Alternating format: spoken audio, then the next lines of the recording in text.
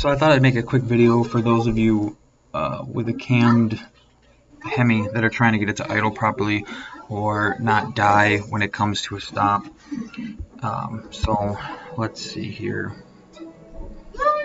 One of the big things that you have on a lot of Hemis, which you don't have on this specific 392, is right here there will be a box that is called something along the lines of minimal airflow.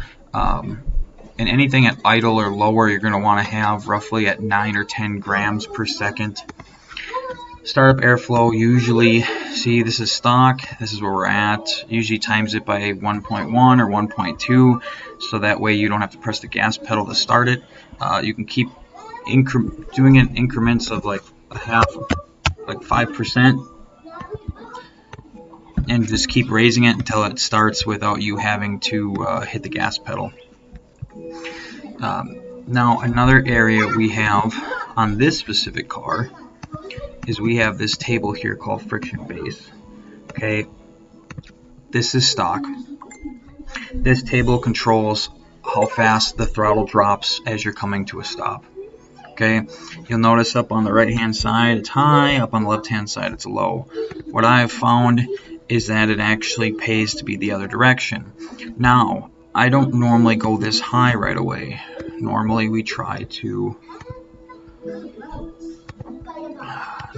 make this about 5 here, and then 2 here, and I grab it from there to there and hit this.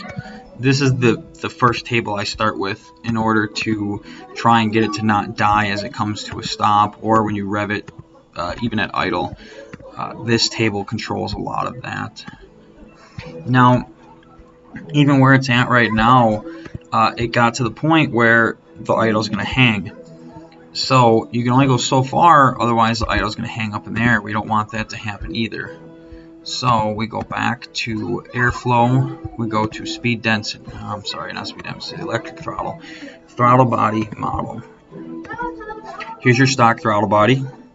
When you're idling between 0.3 and 0.4, at least in this part of the country that I am in. So what we do is we actually raise those numbers 10 to 15% at a time from 40 down until it cures your issue. You can go too far on each table, so you only want to do a little bit at a time, and you want to start in the order I started in. You want to look for a minimal airflow table, and then from there you want to go to the torque loss.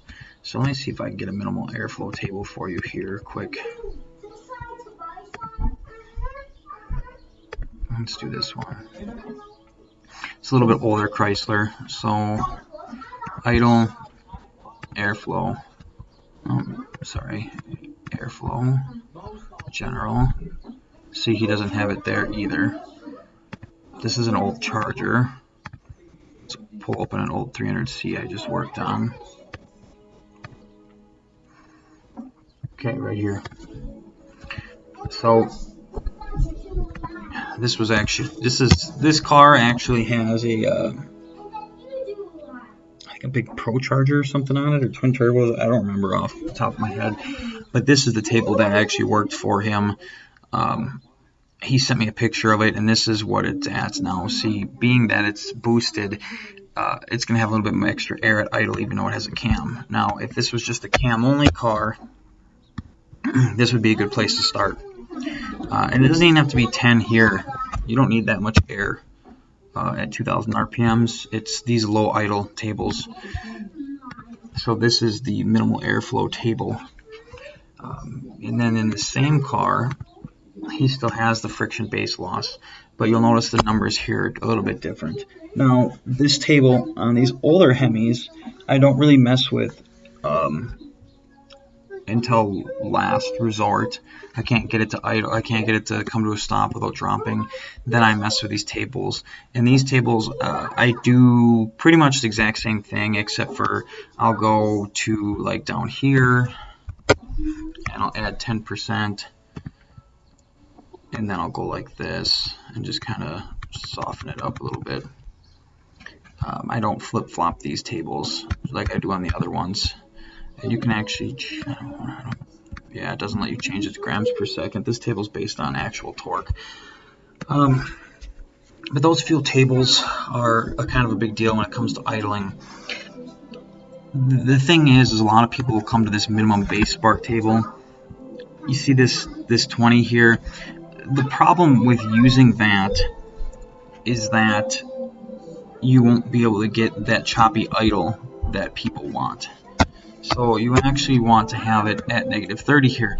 Now, when you have it at negative 30 in this section, it'll make it harder to be able to maintain idle. That's where these other tables come in. But the reason you do this is because the car will idle too smooth for most people. And even with a cam with overlap, you can make a cam with overlap idle smooth based on ignition timing changes. So if you want the cam to idle and have the choppy idle, you need to have this negative here. You know, and it can still be positive here. That's not a big deal. But you want to have it at least 25 down. That way you can get the idle to swing. And that's everything.